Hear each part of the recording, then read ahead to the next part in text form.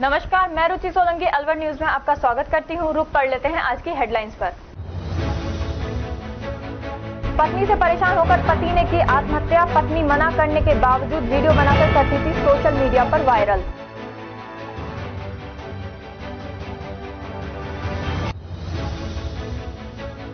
फसल की गुणवत्ता को लेकर नहीं हो पा रही गेहूं की खरीद, किसान परेशान। अधिकारी ने गोविंदगढ़ पहुंच किया फसल का निरीक्षण।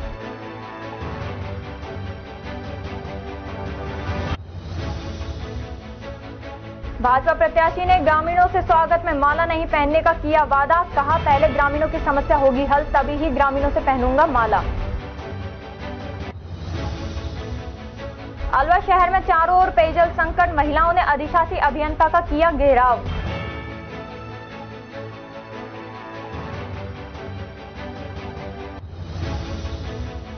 और अब खबरें विस्तार से। पूर्व में बसपा के टिकट पर अलवर लोकसभा और हाल ही में संपन्न हुए विधानसभा चुनाव में तिजारा विधानसभा से कांग्रेस के टिकट पर प्रत्याशी रहे इमरान खान को निर्वाचन आयोग की गाइडलाइन की तनिक भी परवाह नहीं है, लेकिन प्रशासन भी शायद जानकर भी अनजान बना हुआ है। दरअसल इमरान खान तेज रफ्तार ओपन कार में हाथ में कांग्रेस का झंडा लेकर हाईवे पर किसी ग्रामीण भाषा के सॉन्ग के साथ फेसबुक पर लाइव हैं। ऐसा लगता है कि वे जानबूझकर निर्वाचन आयोग की गाइडलाइन का उल्लंघन करते हुए कांग्रेस का बेहिचक प्रचार कर रहे हैं। बुद्धिजीवी वर्ग का कहना है कि निर्वाचन आयोग की गाइडलाइन की पालना कराने वाले अधिकारियों को यह जानकारी नहीं है कि इमरान खान निर्वाचन आयोग की गाइडलाइन की अनदेखी कर रहे हैं। बुद्धिजीवी वर्ग का कहना है कि निर्वाचन आयोग की गाइडलाइन की पालना करने वाले अधिकारियों को यह जानकारी नहीं है कि इमरान खान निर्वाचन आयोग की गाइडलाइन की अनदेखी कर रहे हैं। फिर निर्वाचन आयोग की चप्पे चप्पे पर चुनाव को लेकर जानकारी रखने के दावे शायद बनावटी हैं।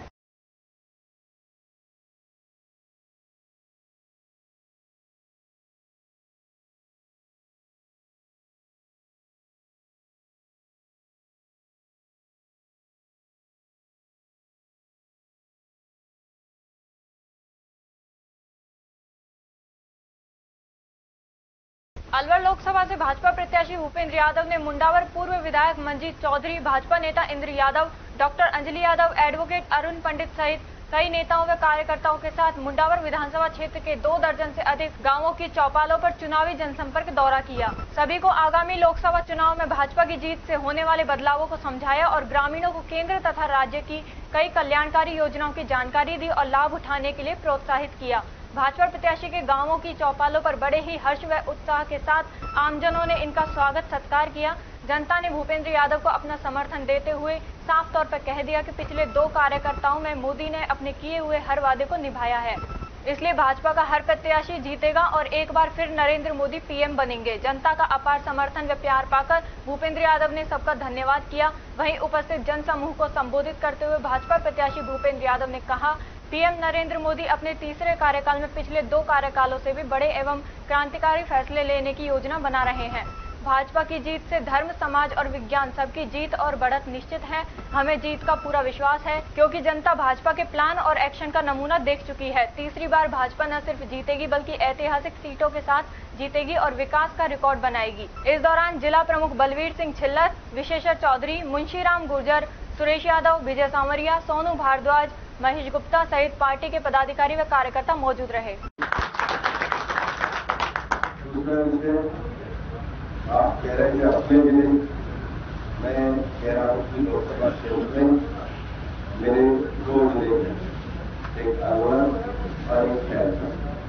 और यहाँ मैं ये कहना चाहता हूँ कि मेरे सांसद बनने पर सांसद का कैंप कार्य दोनों जिलों को होगा, दोनों जिलों का समान विकास करें। पानी की मेहरबानी करो।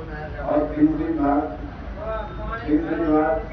ये तो मैं जिले की बात कह रहा था ताकि वो खैरसर को ध्यान आ जाए कि बराबर का केवल 36 बिरादरी नहीं, सब जिले और क्षेत्र भी आपके लिए बराबर होने चाहिए, आपका अपना क्षेत्र है। और तीसरा मैं चुनाव एक ही मुद्दे पर आपके सामने वादा करके जा रहा हूँ। पहला, जल जीवन मिशन का एक पैसा हर गाँव में लगा के घर का पानी पहुंचाना, जो हमारा PRCP योजना का समझौता हुआ है उसके DPR में अपने इलाके को शामिल करके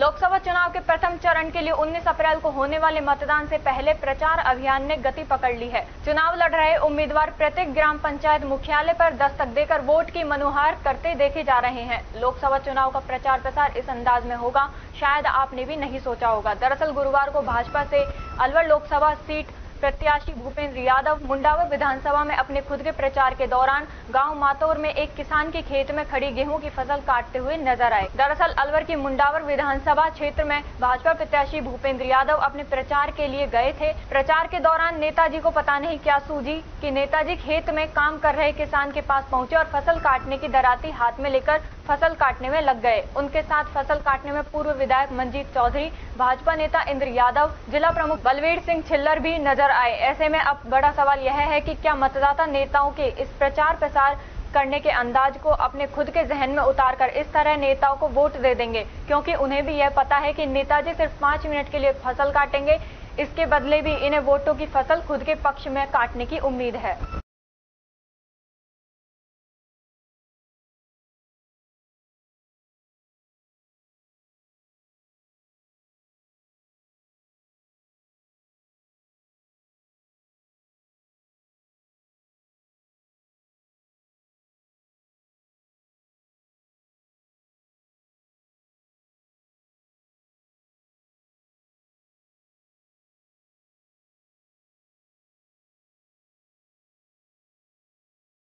दिव्यांग वरिष्ठ के लिए चुनाव आयोग के द्वारा शुरू की गई होम वोटिंग के तहत आज 8 अप्रैल को सुबह 11 बजे वार्ड 16 नगली सर्किल स्थित नीलगगन निवासी दिव्यांग संत कुमार अग्रवाल के घर जाकर होम वोटिंग टीम ने मताधिकार का प्रयोग करवाकर दिव्यांग एवं वरिष्ठ नागरिकों को सुविधा प्रदान की। मतदाता दिव्यांग संत कुमार ने बताया कि इस योजना से हमें राहत मिली है, बूथ तक आने जाने में लगने वाला समय और रिक्शा भाड़ा बचा है, हम प्रसन्न हैं।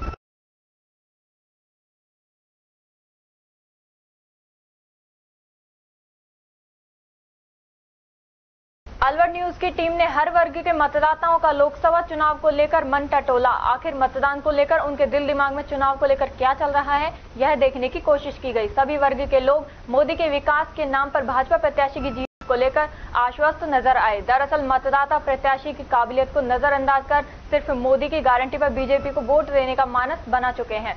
मतदाताओं का कहना है कि कांग्रेस में किसके नाम पर वोट दें, मोदी ने अमूमन सभी वादे पूरे किए हैं। महिलाओं को लखपति योजना, जन धन योजना, ERPC योजना सहित अन्य योजनाएं धरातल पर आई हैं। मोदी से उम्मीद है वे देश हित में निर्णय लेंगे।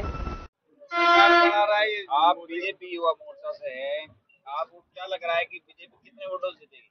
देखो भाई साहब, पहली बात तो हम बीजेपी युवा मोर्चा से हैं और अलवर जिले से हूँ मैं, और निवेदन मेरा ये है कि 4 लाख पार तो अलवर जिला रहेगा और 400 पार हमारा भारत रहेगा।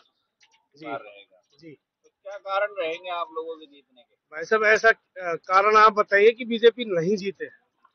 मोदी जी ने क्या क्या काम नहीं कराए महिलाओं के लिए, और लखपति योजना चलाई है, जन धन मिशन योजना चलाई है। इसके अलावा ERCP जो पानी की मूलभूत समस्या है उसका समाधान ये अभी हुआ है, और राजस्थान में सरकार बनते ही 90 दिन के अंदर अंदर ये समाधान हुआ है। तो भैया किसको वोट कर रहे हैं आप? हम तो सर मोदी को करेंगे। मोदी को करेंगे। भूपेंद्र यादव। क्या कारण रहेंगे? अच्छा रहेगा कारण। क्या कारण रहेंगे, किस कारण मोदी को वोट कर रहे हैं? विकास के लिए, विकास अच्छा होएगा। पिछली बार किसको वोट दिया था? हाँ, पिछली बार किसको वोट दिया था? पिछली बार अपन ने संजय शर्मा को दिया था। अजय अग्रवाल को दिया था। संजय शर्मा। अजय अग्रवाल। क्या लग रहा है? नहीं संजय। सर, ये बीजेपी की सरकार आने वाली है और भूपेंद्र यादव जी अलवर से 4 लाख वोटों से जीत हासिल कर रहे हैं। जी बताया जी बस प्रणाम। क्या लग रहा है कि बीजेपी का पल्ला भारी है, ललित यादव हल्का है? बीजेपी का पलड़ा भारी है। ऐसा क्यों? क्योंकि बीजेपी अपने विकास के कार्यों को और मुद्दों को लेकर आगे बढ़ रही है। तो कांग्रेस के पास मुद्दे नहीं है? कांग्रेस ने पिछले गत वर्ष में स्टेट गवर्नमेंट कांग्रेस की थी, तो उन्होंने कुछ भी विकास नहीं कराया, तो उसके कारण वो जनता के बीच में जा रहे हैं, तो उनका विरोध है। और बीजेपी के भूपेंद्र यादव जी जनता के बीच में जा रहे हैं, तो जनता उनको प्रोत्साहित कर रही है और मोदी को देखकर वोट कर रही है, और मोदी की गारंटी पे ये चुनाव हो रहा है। नरेंद्र मोदी। बाबा कितनी उम्र है? मेरी 80 साल की है। तो क्या लग रहा है कि कौन जीतेगा किस बार? वो नरेंद्र मोदी जीतेगा। तो अलवर में भी बीजेपी हाँ बीजेपी 100% आई। क्या कारण है बीजेपी के जीतने का? काम करता आदमी है, उनके पास है का ही, कांग्रेस के पास कुछ नहीं। कांग्रेस के पास कुछ नहीं है, बीजेपी के पास ये सब कुछ। हाँ बीजेपी हाथ है। क्या लग रहा है कौन जीतेगा अलवर में या पूरे राजस्थान? अलवर में? अलवर में तो बीजेपी जीतेगी। बीजेपी जीतेगी, क्या कारण है जीतने के? 90%। कारण के जीतने का कारण ये है, बहुत बढ़िया काम चल रहा है। कांग्रेस नहीं जीतेगी? कांग्रेस का जोर तो कांग्रेस कुछ करके नहीं दिखा रही ना। कुछ करके नहीं दिखा रही। बीजेपी सब्जियों में कांग्रेस कुछ करके दिखाती ना। अरे बीजेपी अच्छा चलो वो तो क्या। किसकी सरकार आएगी? सर देखो, देना तो उनको चाहिए जो काम करे। सरकार तो सभी अच्छी होती है, जो काम करे वो हमारी सरकार है। बीजेपी करेगी तो भी हमारी सदस्य, हम बीजेपी के ही हैं, हम तो भूपेंद्र यादव जी को ही वोट देंगे। और मेरा पर्सनल यही मानना है, जो काम करे उसको दो, क्योंकि यहाँ पर टिकट की वैल्यू, अगर कोई इंसान निर्दलीय भी खड़ा होता है ना, उसकी कोई पूछ ही नहीं है, सीधी सी बात है।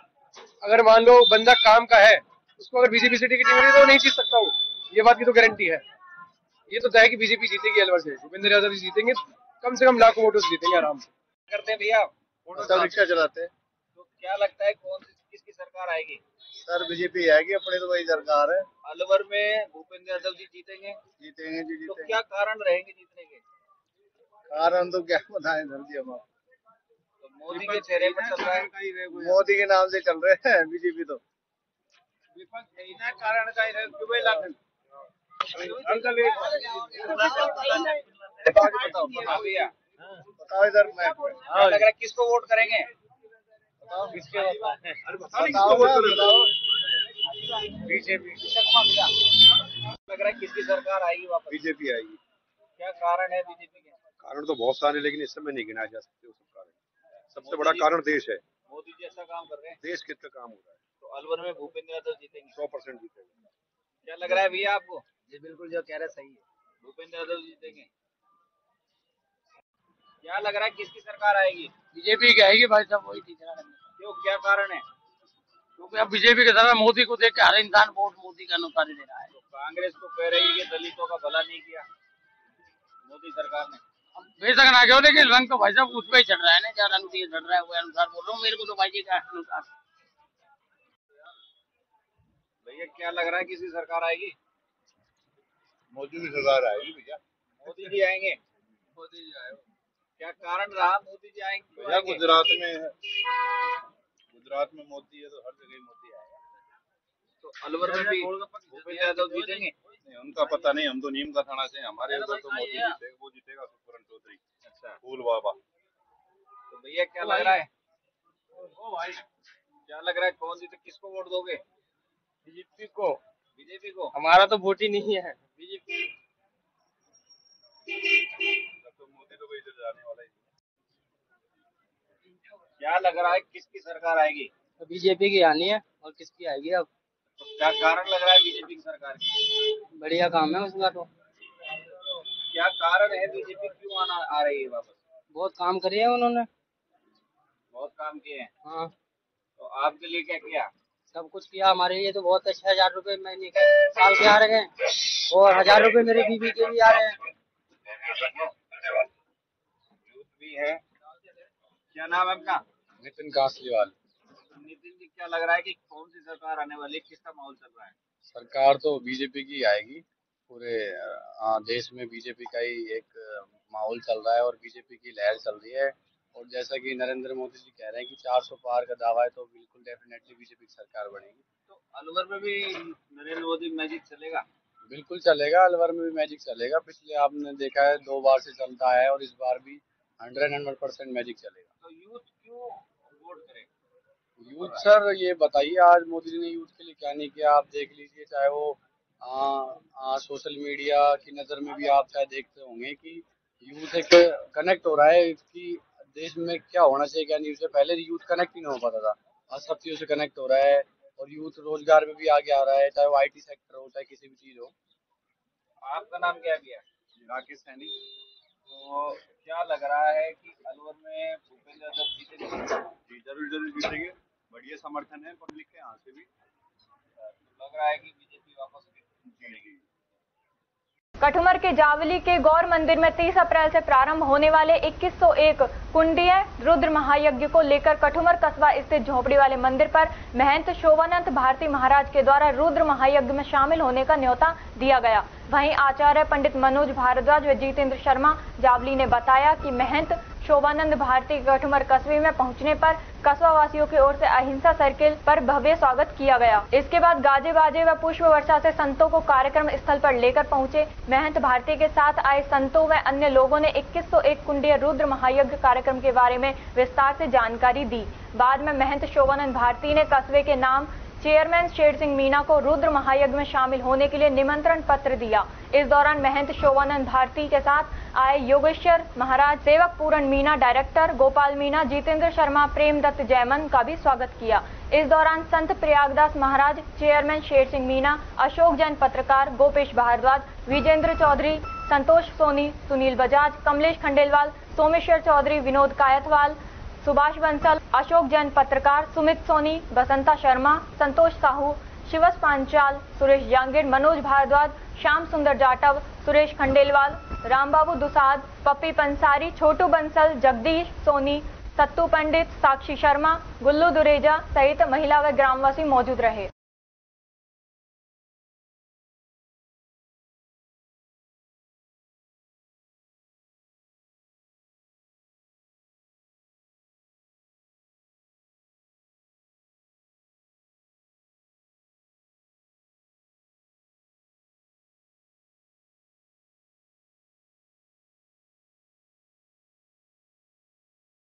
खबरों में वक्त हो चला है एक छोटे से ब्रेक का। ब्रेक के बाद जल्द लौटेंगे, तब तक आप बने रहिए अलवर न्यूज के साथ।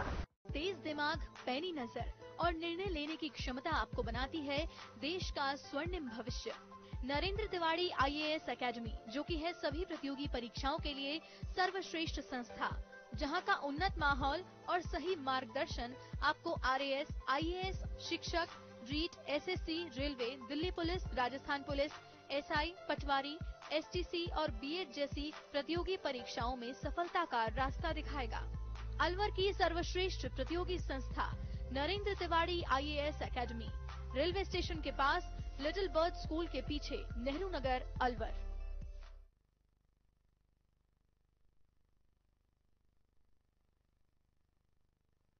ब्रेक के बाद आपका स्वागत है। बढ़ते हैं अगली खबर की ओर। नगर निगम अलवर आयुक्त ने कहा यह सही है कि अलवर शहर में सफाई व्यवस्था उतनी बेहतर नहीं जितनी आमजन चाहती है, लेकिन भविष्य में सफाई व्यवस्था दुरुस्त होगी, साथ ही अवैध बिल्डिंगों को भी सीज किया जाएगा। अलवर नगर निगम आयुक्त बजरंग सिंह चौहान ने अलवर न्यूज के प्रश्नों का जवाब देते हुए कहा कि माना अलवर शहर में सफाई व्यवस्था उतनी बेहतर नहीं है जितनी आम जनता की निगम से उम्मीद है। सफाई का नया ठेका दिया गया है, सेक्टर भी बदले गए हैं। आने वाले समय में अलवर शहर में सफाई व्यवस्था दुरुस्त होगी।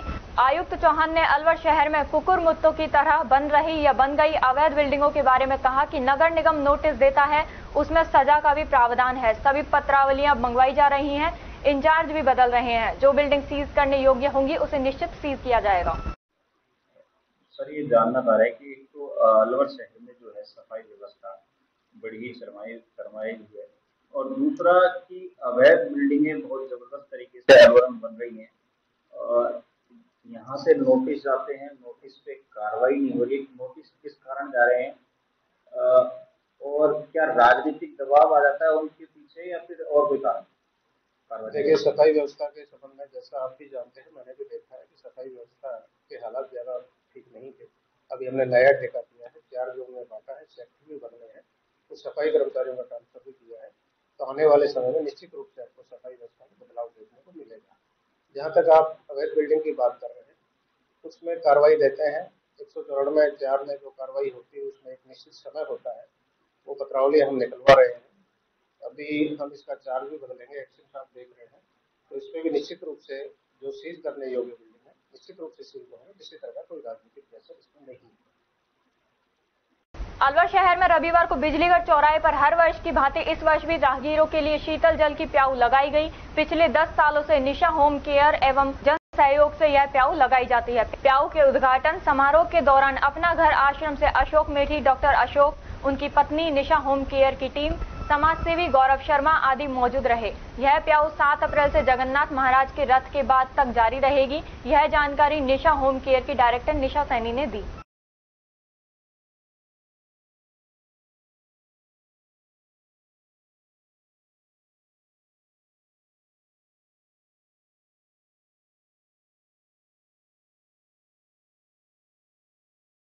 वन मंत्री संजय शर्मा के अलवर शहर में नगर निगम अलवर के अधिकारी ठेकेदार के साथ वन घोटाला कर वन मंत्री शर्मा की छवि को ही धूमिल कर रहे हैं। दरअसल नगर निगम ठेकेदार के मार्फत शिवाजी पार्क कॉलोनी से हसन खां मेवात नगर तक पटरी के बगल में इंटरलॉकिंग और पौधे लगाने का कार्य घटिया निर्माण सामग्री से किया जा रहा है। ठेकेदार ने निर्माण में सीमेंट की जगह सीमेंट की तरह हूबहू दिखने वाली डस्ट लगाई है। ग्रेवल परत हाथों से उखड़ रही है। टाइल्स एक ही दिन में जमीन में धंसने लगी है। पौधे लगाने के नाम पर पौधे की जगह डंडी लगाई है। दरअसल नगर निगम के अधिकारी ठेकेदार से मिलकर जहां आम जनता के पैसों का दुरुपयोग कर वन घोटाला कर रहे हैं, वहीं वन मंत्री संजय शर्मा के शहर में घटिया निर्माण सामग्री लगाकर उनकी छवि को भी धूमिल कर रहे हैं।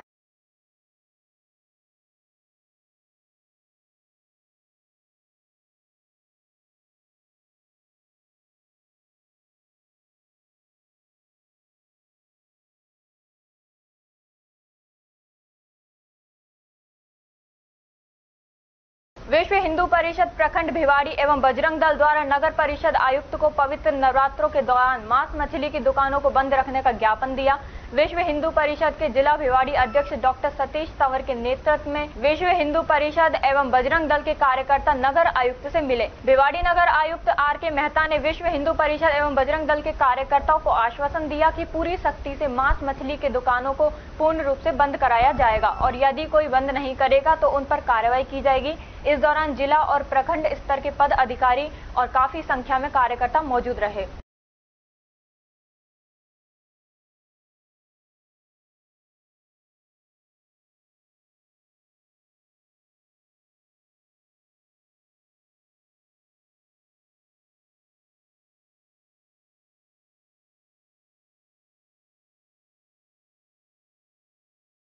रोटरी क्लब भिवाड़ी शक्ति ने मोदोपुर गवर्नमेंट स्कूल में जीर्णोद्धार का कार्य करवाया है। इसके तहत विद्यालय परिसर में इंटरलॉकिंग टाइल्स लगवाई गई। विद्यालय में विभिन्न स्थानों पर टूट फूट को मरम्मत करवाकर सही करवाया गया। जहां जहां आवश्यकता थी खिड़की और दरवाजे आदि सही करवाए गए। विद्यालय में रंग रोगन करवाया गया। बिजली आने पर बच्चों को गर्मी में परेशानी का सामना न करना पड़े, इसलिए एक इन्वर्टर भी विद्यालय को भेंट स्वरूप दिया गया।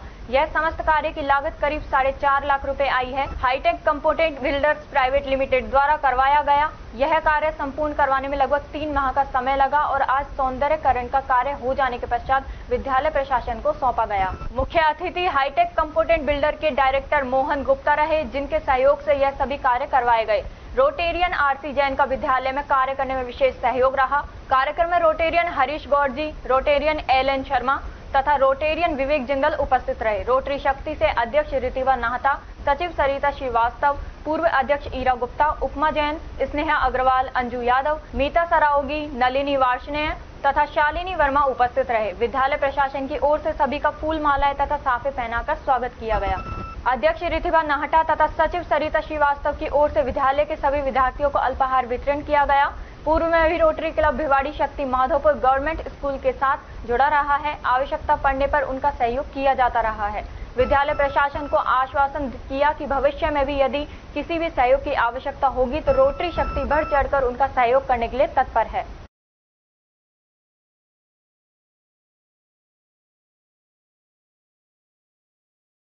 गोविंदगढ़ उपखंड में समर्थन मूल्य पर किसानों के गेहूं की फसल की खरीद शुरू तो हो गई, लेकिन किसानों को अपनी फसल को समर्थन मूल्य पर बेचने के लिए माथापच्ची करनी पड़ रही है। मंडी में गेहूं की खरीद नहीं होने पर किसान जहां घरों से भाड़े पर ट्रैक्टर का माल भरकर मंडी में पहुंच रहे हैं, लेकिन जब एफसीआई के मानक नियमों के अनुरूप फसल नहीं होने पर जब क्वालिटी इंस्पेक्टर गेहूं को खरीदने से मना कर देता है तो किसान सहित आड़ती परेशान होते हुए नजर आ रहे हैं। वहीं कृषि उपज मंडी गोविंदगढ़ में गेहूं की कम खरीद होने पर आज सोमवार को रामानंद मंडल उप महाप्रबंधक क्षेत्रीय कार्यालय जयपुर, योगेंद्र कुमार प्रबंधक वाणिज्य क्षेत्रीय कार्यालय जयपुर गोविंदगढ़ में पहुंचे, जहां कृषि उपज मंडी में गेहूं के सैंपल चेक किए और वहां की यथा स्थिति की जानकारी ली, जिस कारण से यहां पर गेहूं की खरीद में समस्या आ रही है, जिसकी रिपोर्ट बनाकर उच्च अधिकारियों को भेजी जाएगी। मंडी में गेहूं की खरीद की समस्या को लेकर पूर्व में भी गुण नियंत्रक अधिकारी, उपखंड अधिकारी गोविंदगढ़ सहित अन्य अधिकारी भी मौके पर पहुंचकर दौरे कर चुके हैं, लेकिन अभी तक किसानों की समस्या का हल नहीं निकल पाया है। किसान फसल काटने के बाद उसे बेचने को लेकर अभी तक परेशान नजर आ रहा है। हालत यह है कि अगर गेहूं खरीद में सरकार के द्वारा छूट मिलती है तो ही गेहूं की खरीद में तेजी से आने की पूरी संभावना है, जिसके बाद ही किसानों को उचित दाम मिल पाएंगे। सर, अभी तक कितनी खरीद हो पाई है गोविंदगढ़ मंडी में? गोविंदगढ़ मंडी में अभी तक टोटल जो अराइवल है लगभग 135 MT के आसपास अराइवल है यहाँ पे। उसमें से लगभग 39 MT ही अभी खरीद पाए हैं। और मेनली जो आज हमारा यहाँ पे विजिट का पर्पज है वो यही देखना था कि खरीद जो है वो कम क्यों हो रही है और इसके एक्चुअल रीजन क्या है। तो यहाँ के जब हमने सारी चीजें देखी, बहुत सारी डेयरियों का भी हमने निरीक्षण किया, फार्मर्स से भी फीडबैक लिया, और इन सब के बाद जो मेनली रीजन्स निकल के आए वो पहला जो बड़ा रीजन है वो क्वालिटी रिलेटेड इशू है।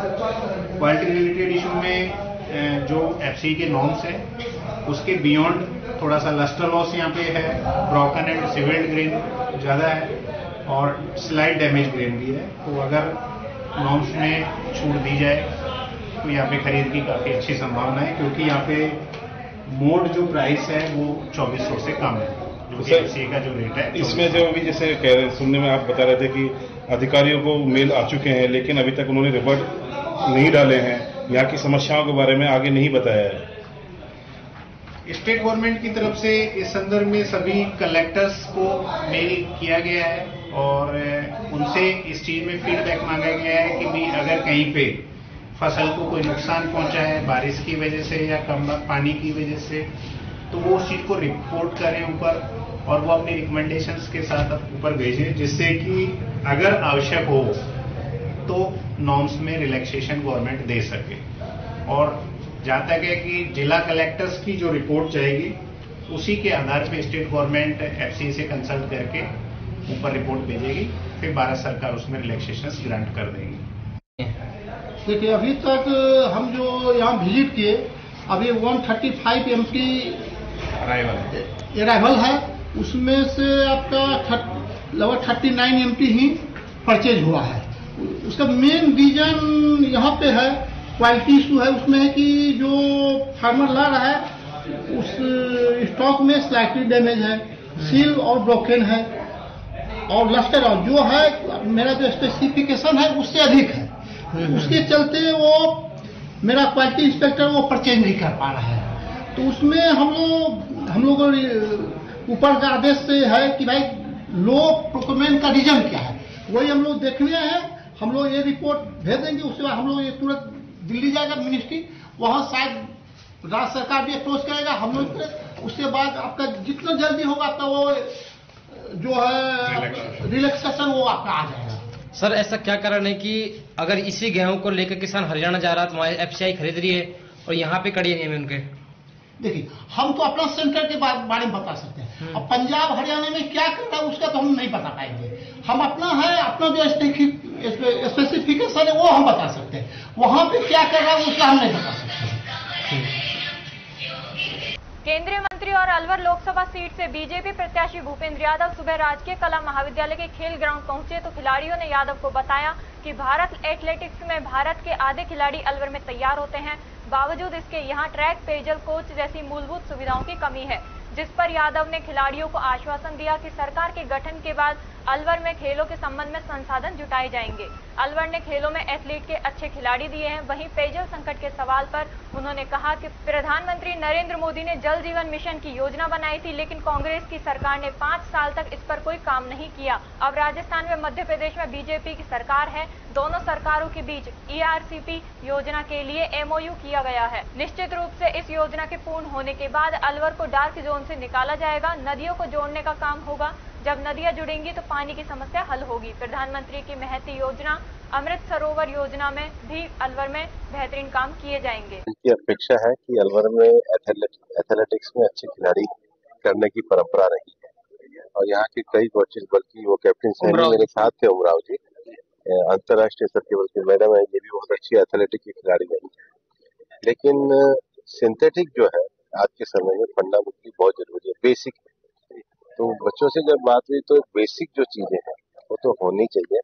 मैं मानता हूँ बेसिक तो होनी चाहिए, बेसिक से अच्छा होना चाहिए, क्योंकि अलवर में खिलाड़ियों का अच्छा टैलेंट है। सुबह घूमने वाले जो आए उनसे भी चर्चा हुई, उन्होंने भी अपनी कुछ मांगे रखी। घूमने का अलवर में अच्छा जगह होना चाहिए, सिंथेटिक होना चाहिए और निश्चित रूप से जो कंसर्न्स है उनको एड्रेस करना ही चाहिए और मैं ये मानता हूँ कि इसको पूरा किया। तो पानी की समस्या के बारे में अलवर का मैं लगातार अपने विषयों में भी कह रहा हूँ कि कांग्रेस के समय में प्रधानमंत्री जल जीवन मिशन की जो योजना है जिस तरीके से होनी चाहिए थी, राजस्थान में कांग्रेस की सरकार के दौरान नहीं की गई। और मैं सबसे वादा कर रहा हूँ कि प्रधानमंत्री जल जीवन मिशन जो है और जल शक्ति योजना जो है, इवन उनको तो पूरा करेंगे ही। अमृत सरोवर जैसी जो योजना है वो अलवर के लिए बेहतरी के लिए, और अभी जो राजस्थान के मुख्यमंत्री जी ने मध्य प्रदेश के साथ और हरियाणा के साथ जो एमओयू साइन किए हैं और वो जो पानी, नहरी पानी है, वो अलवर के डॉक्टरों की समस्या का समाधान करेगा, क्योंकि हमारी सरकार ने किए हैं और जिस नदियों को जोड़ करके आगे बढ़ाने का विजन ये प्रधानमंत्री जी का विजन है, उसको निश्चित रूप से अलवर में ला करके डॉक्टरों की समस्या का समाधान। प्रदूषण की भी मुख्य समस्या देखी जा रही है, अवैध खनन की मुख्य समस्या है वो है, लेकिन पानी सबसे महत्वपूर्ण है। भाजपा प्रत्याशी भूपेंद्र यादव ने कहा कि जब तक बगड़ राजपूत गांव में कचरा जलने से होने वाले धुएं की समस्या का समाधान नहीं कराएंगे तब तक वे इस गांव में माला नहीं पहनेंगे। बगड़ राजपूत गांव के ग्रामीणों ने भूपेंद्र यादव को स्वागत कार्यक्रम के दौरान इस समस्या के बारे में बताया। इस पर उन्होंने ग्रामीणों की समस्या को जायज बताया और कहा कि अभी नगर निगम के पास उपलब्ध संसाधन से चुनाव आचार संहिता हटने के बाद समाधान कराएंगे। बगड़ राजपूत गांव के पास नगर निगम का डंपिंग यार्ड है।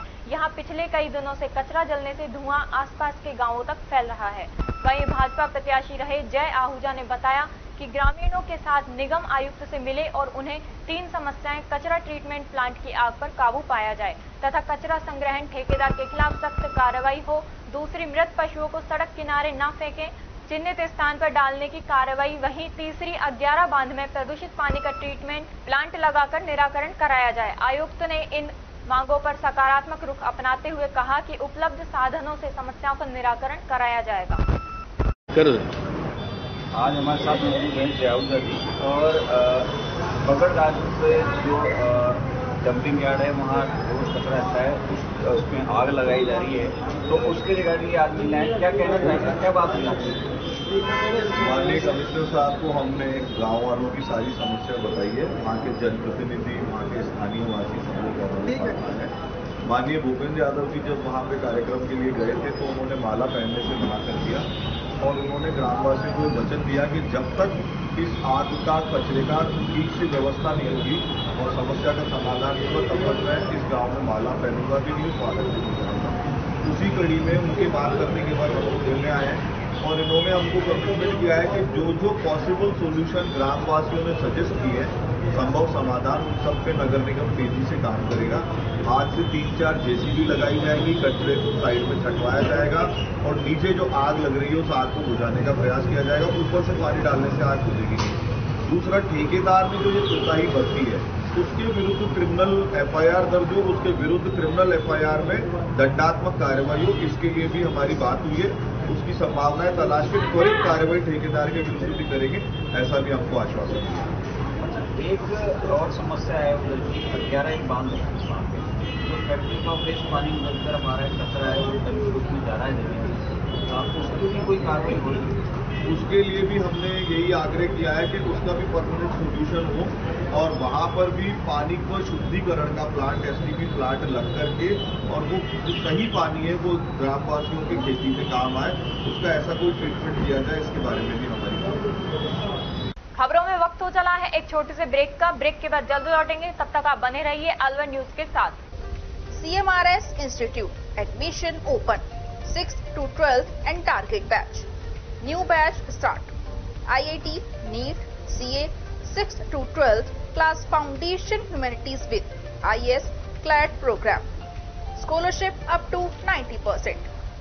CMRS में आपको मिलेगी स्टेबल और एक्सपीरियंस फैकल्टी आपके बच्चे की बेहतर पढ़ाई के लिए, जिनमें CP Gupta sir, SS Rathore sir, Rajeev Bansal sir, Vikas Chaturvedi sir और Pramod Gupta sir. CMRS, JLG Square, opposite Harish Hospital, near Jail Circle, Alwar. For more information, contact us 7014392684 or 9828115191. Break के बाद आपका स्वागत है। बढ़ते हैं अगली खबर की ओर। अलवर शहर के वार्ड नंबर 9 स्कीम 4 क्षेत्र की महिलाओं ने पानी की समस्या को लेकर जलदाय दफ्तर जाकर अधिशासी अभियंता संजय सिंह का घेराव किया। महिलाओं ने कहा कि लंबे समय से उनकी बोरिंग खराब है, जल स्तर नीचा चले जाने के कारण बोरिंग से पानी नहीं आ रहा। 4 दिन में एक बार केवल 5 मिनट पानी आता है। ऐसे में भीषण गर्मी में पानी के लिए इधर उधर भटकना पड़ता है। पार्षद द्वारा मंगाए जाने वाले टैंकरों से पानी की पूर्ति नहीं हो पाती है। पार्षद विक्रम यादव ने बताया कि बोरिंग सूख जाने से स्वर्ग रोड, चावड़पाड़ी, फूटी खेल, हरिजन की बस्ती, स्वामियों की बस्ती इलाके में कई दिनों से पानी की समस्या है। पानी के टैंकर मंगाए जा रहे हैं। जलदाय विभाग की JEN और XEN को समस्या बता दी है। उनका आश्वासन है कि जल्द ही समस्या दूर की जाएगी। वहीं महिला सुनीता शर्मा ने कहा, अगर उनकी समस्या का 7 दिन में समाधान नहीं किया गया तो उनके वार्ड क्षेत्र के लोग लोकसभा चुनाव का बहिष्कार करेंगे। जरूरत पड़ी तो रोड जाम कर विरोध प्रदर्शन किया जाएगा। विक्रम भाई साहब जिंदाबाद, विक्रम भाई साहब जिंदाबाद, विक्रम पार्षद जिंदाबाद, विक्रम पार्षद जिंदाबाद। उसे स्कीम नंबर 4 चावड़पाड़ी, फूटी खेड़, हरिजन बस्ती, स्वामी बस्ती, संजोगी बस्ती और स्वर्ग रोड के इलाके में पानी की बहुत भयंकर किल्लत है। वहाँ पानी की सप्लाई बिल्कुल नहीं आ पा रही। 10 दिन के अंदर 5 मिनट 7 मिनट का पानी आ पा रहा है। टैंकर से हम कहाँ तक पूर्ति करेंगे किसी को। और जो हमारे वार्ड की जो बोरिंग सूखी है उसके लिए प्रस्ताव की बात हुई थी एक्शन साहब से। एक्शन साहब ने कहा था संडे तक मशीन लगा दी जाएगी। अब कल संडे तक मशीन नहीं लगाई, इसलिए हमारे पूरे वार्ड के लोग यहाँ पे आए हैं और उन्होंने अब आश्वासन दिया कि 7 से 8 दिन कर उन्होंने एस्टिमेट बना लिया है। 7 से 8 दिन के अंदर हमारे वार्ड के अंदर उसको डीप कराया जाएगा और नई बोरिंग का प्रस्ताव। अगर वो नहीं आते हैं तो हमारे वार्ड वालों ने निर्णय किया है कि हम चुनाव का बहिष्कार करेंगे और जो अगर रास्ता जाम करना पड़ेगा। अगर कलेक्टर जाना पड़ेगा, टंकी पर चढ़ना पड़ेगा तो टंकी पर चढ़ेंगे। जो भी कहा पानी के लिए जो कुछ करना पड़ेगा करेंगे। विक्रम यादव, पार्षद वार्ड नंबर 9।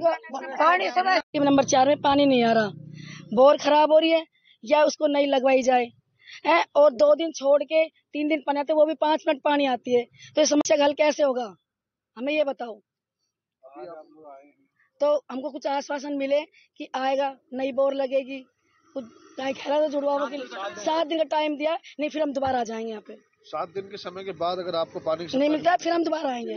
चुनाव नहीं देंगे हम, वोट नहीं देंगे हम। चुनाव का भविष्य कर देंगे, रास्ता जाम कर देंगे हम। स्वर्ग रोड स्कीम नंबर 4 का रास्ता जाम कर देंगे, किसी को नहीं आने और वोट नहीं देंगे हम। तिजारा में लोक पताका रैली निकाली गई। सहायक रिटर्निंग ऑफिसर एवं उपखंड मजिस्ट्रेट संजीव कुमार ने हरी झंडी दिखाकर रैली को रवाना किया। रैली के साथ कलश यात्रा भी निकाली गई ताकि पुरुषों के साथ साथ महिलाओं को भी ज्यादा से ज्यादा मतदान करने के लिए प्रेरित किया जा सके। लोगों के बीच वोट के महत्व को बताने वाले नारे लगाए गए। रैली SDM कार्यालय तिजारा से रवाना होकर दीवान वाले चौराहे, विकास पथ सहित मुख्य बाजार से होकर चंद्रप्रभु जैन मंदिर पर जाकर। इस दौरान सहायक रिटर्निंग ऑफिसर संजीव कुमार ने वोट के महत्व और आम नागरिकों के अधिकारों के बारे में बताया। SDM ने कहा कि यह चुनाव राष्ट्रीय लोक पर्व है, इसमें सभी की भागीदारी सुनिश्चित होनी चाहिए।